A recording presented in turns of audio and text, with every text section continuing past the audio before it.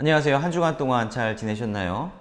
지난주에는 이 반지의 제왕이라고 하는 작품을 통해서 우리가 신앙적인 메시지를 함께 나눠보았습니다.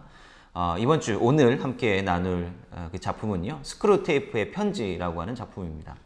이 스크루테이프의 편지라고 하는 작품은 C.S. 루이스라고 하는 분이 저술한 책입니다. 우리 지난주에 반지의 제왕 이야기를 하면서 이 C.S. 루이스를 잠깐 언급했던 적이 있었죠. 바로 이 C.S. 루이스는 반지의 제왕의 저자인 J.R.R. 톨킨의 가까운 친구이기도 했습니다. 그리고 흥미롭게도 바로 이 C.S. 루이스는 오랫동안 무신론자였습니다만은 바로 이 톨킨의 영향을 받아 기독교 신앙을 받아들이게 됩니다.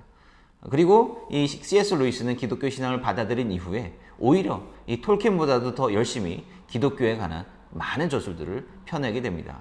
C.S. 루이스는 영국 캠브리지 대학에서 바로 중세 시대와 르네상스 시대 문학을 가르치는 교수이기도 했고요. 그 다음에 탁월한 작가이자 시인이기도 했습니다. 그는 이러한 작가로서의 재능을 적극 활용해서 기독교 신학을 이 책으로 펴나는데 굉장히 큰 심혈을 기울이게 됩니다. 특히 그의 많은 저술들은 일반 대중들이나 평신도들이 이해하기 어렵지 않은 문체로 되도록이면 쉽게 작성된 것으로 유명합니다. 그래서 그는 이러한 쉽고 평이한 저술들을 통해서 기독교 신학의 대중화에 큰 기여를 하기도 했습니다. 20세기 들어 최고의 기독교 변증학자들을 꼽을 때 그의 이름이 빠지지 않는 것도 바로 이러한 이유가 되겠습니다.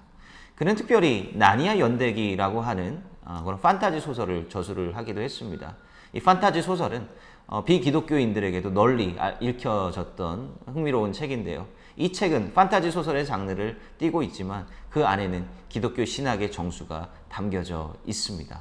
그리고 이 나니아 연대기는 영화로 만들어질 만큼 큰 인기를 거두었던 그의 소설이기도 합니다. 그리고 또 하나 추천드리는 책은요, 바로 순전한 기독교라고 하는 책입니다. 이 C.S. 루이스의 저술들 가운데에서도 좀 딱딱하게 느껴질 수도 있겠지만 기독교 신학과 교리의 핵심을 굉장히 복잡하지 않은 논리로 평이하게 잘 설명을 해 주었습니다. 그래서 시간이 될 때 꼭 한번 읽어보시기를 추천드립니다. 오늘 우리가 함께 나눌 작품은 스크루테이프의 편지입니다. 이 제목에 언급되어 있는 이 스크루테이프는 놀랍게도 악마입니다. 이 스크루테이프라고 하는 이 숙련된 악마가 이제 갓 악마의 업무를 시작하게 되는 그의 조카 웜우드에게 보내는 31개의 편지문들로 이 책이 구성되어 있습니다. C.S. 루이스는 이 책의 서문에서 여기에 나오는 악마들과 이 편지문들이 정말로 실제하는 것이냐 능청스럽게 표현하고 있기도 합니다. 이 책은 악마의 시각에서 우리 삶과 우리의 신앙을 돌아보고 해석함으로 우리가 어떻게 살아가야 될지, 하나님의 뜻에 맞는 삶이란 무엇인가, 여기에 대해 고찰해 볼 수 있는 굉장히 특이한 책이라고 볼 수가 있겠습니다.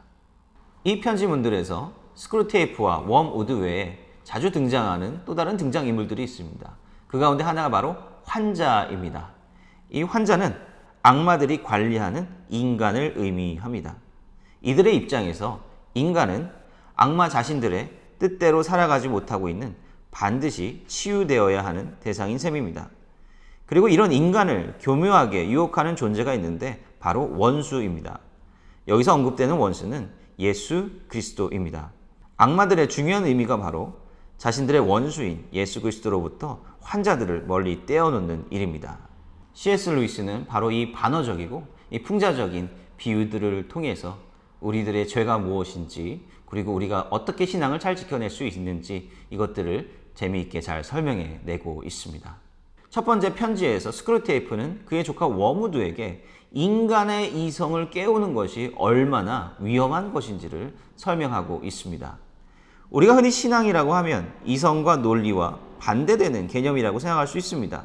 왜냐하면 우리는 눈에 보이는 것만이 합리적인 것이고 눈에 보이지 않는 신앙의 영역은 비이성적인 영역에 속하는 것이라 생각하기 때문입니다.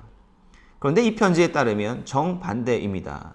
이 부분에 대한 스크루테이프의 편지의 한 대목을 읽어드리겠습니다.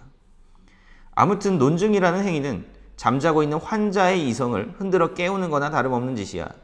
일단 이성이 깨어난 후에 무슨 일이 일어날지 누가 장담할 수 있겠나.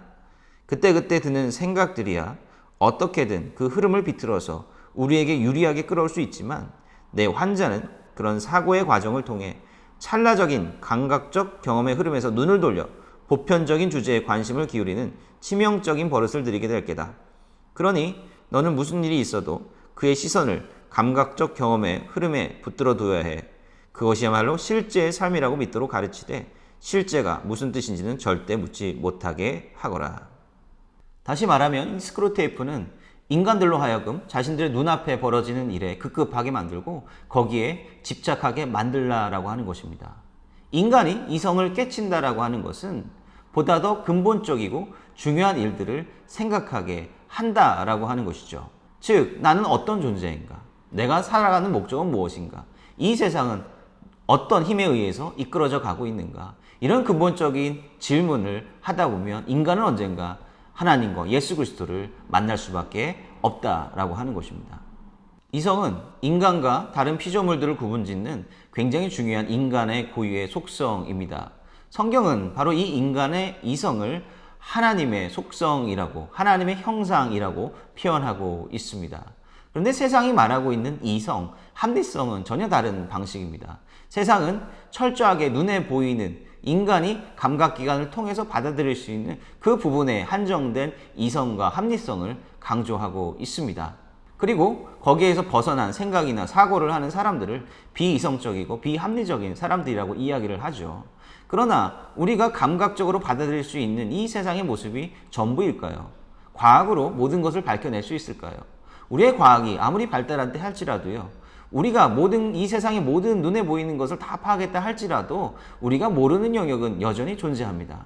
우리는 여전히 아주 미시적인 세계에 대해서 전부 다 알지 못하고요, 저 드넓은 모든 우주의 세계를 다 알지 못한다라고 하는 것입니다.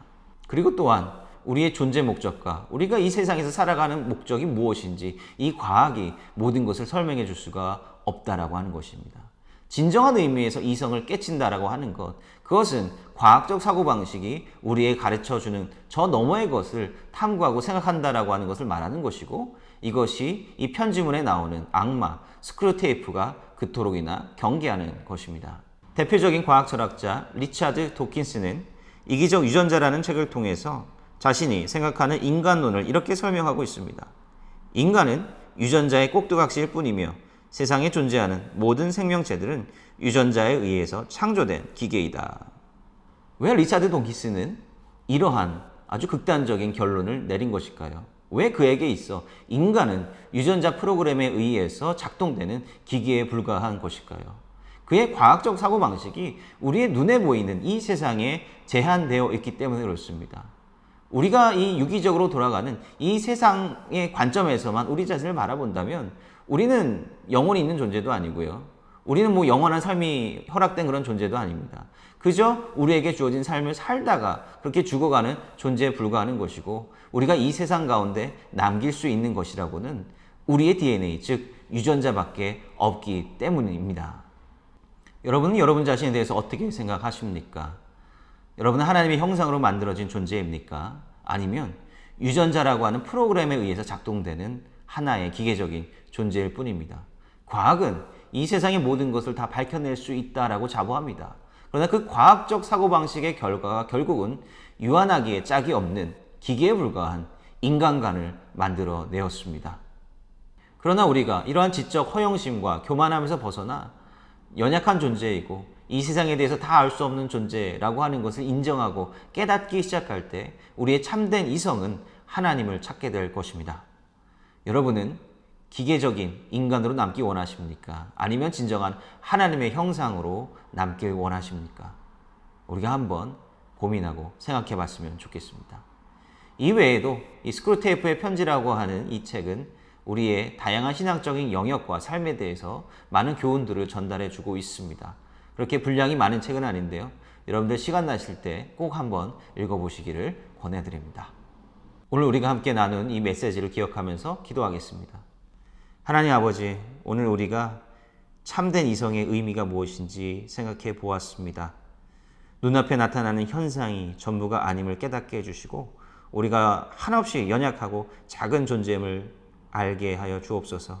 그리고 거짓된 이성과 합리성에 속지 아니하고 하나님을 찾게 하는, 하나님께서 우리에게 부여하신 하나님의 형상을 우리 가운데 회복하게 되는 놀라운 은혜가 우리 가운데 있기를 원합니다. 주님 인도하여 주시옵소서. 예수님의 이름으로 감사하며 기도드립니다. 아멘.